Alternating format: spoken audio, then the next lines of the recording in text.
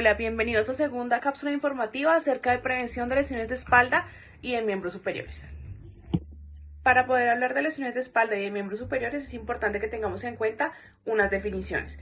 Primero, la carga física, que está estrechamente relacionada con todo lo que tiene que ver con la postura, el movimiento y la fuerza que se tiene que generar para cualquier tipo de movimiento. La segunda es la condición ergonómica y está estrechamente relacionada con todas las posturas inadecuadas que tenemos durante la realización de una actividad. La tercera es el movimiento y es la movilización de cualquier segmento a lo largo del espacio. Y por último tenemos la postura, que es la alineación de todos los segmentos corporales. Recordemos que el miembro superior está formado por varios segmentos, principalmente el hombro, el codo, la muñeca y la mano. Cada uno de ellos tiene diferentes rangos de movimiento, los cuales nos permiten realizar actividades de tipo funcional. Al tener varios grados de movimiento, estas articulaciones están expuestas a sufrir algún tipo de lesión. En el hombro tenemos la tendinitis de hombro, la bursitis de hombro o el síndrome de manguito rotador, dentro de los más comunes. En el codo y en la mano tenemos la epicondilitis, el síndrome del túnel del carpo, la tenosinovitis de Kerbein y el dedo en gatillo. Dentro de los factores de riesgo tenemos tres principalmente: el biomecánico, que incluye los movimientos repetitivos, los movimientos en desviaciones radiales y cubitales y la manipulación de cargas por encima de 20 kilogramos.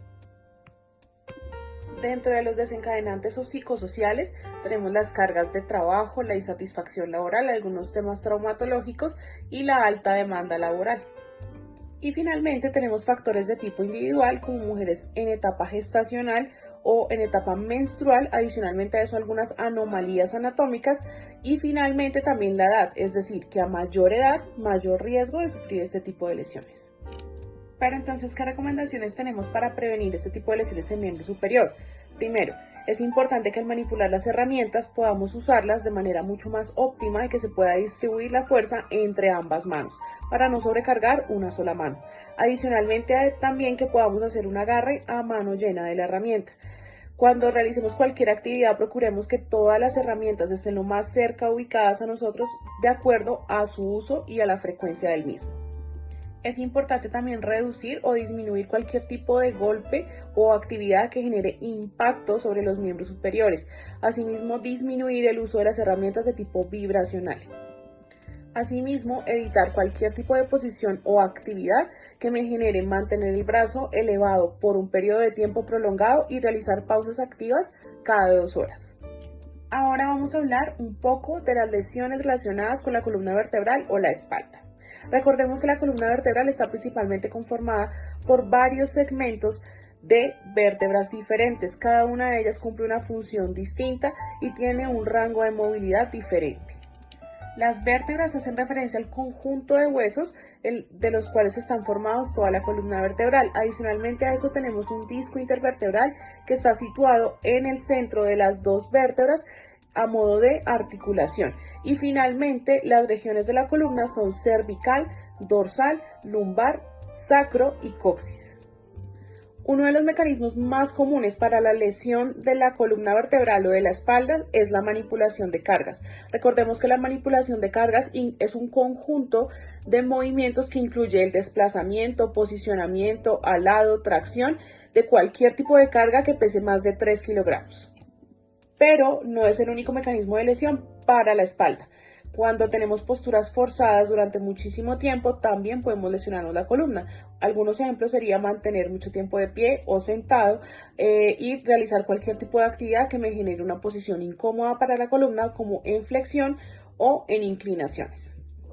Dentro de las lesiones más comunes que tenemos en la columna tenemos la cervicalgia, la dorsalgia, la lumbalgia y las hernias discales, siendo cada una de ellas una lesión bastante incapacitante para la persona que la sufre. Dentro de los factores de riesgo que tenemos para sufrir lesiones de columna tenemos el más importante, que es el biomecánico. La manipulación de cargas por encima del estándar tanto para hombres como para mujeres, que recordemos es de 12.5 kilogramos para mujeres y para hombres es de 25 kilogramos.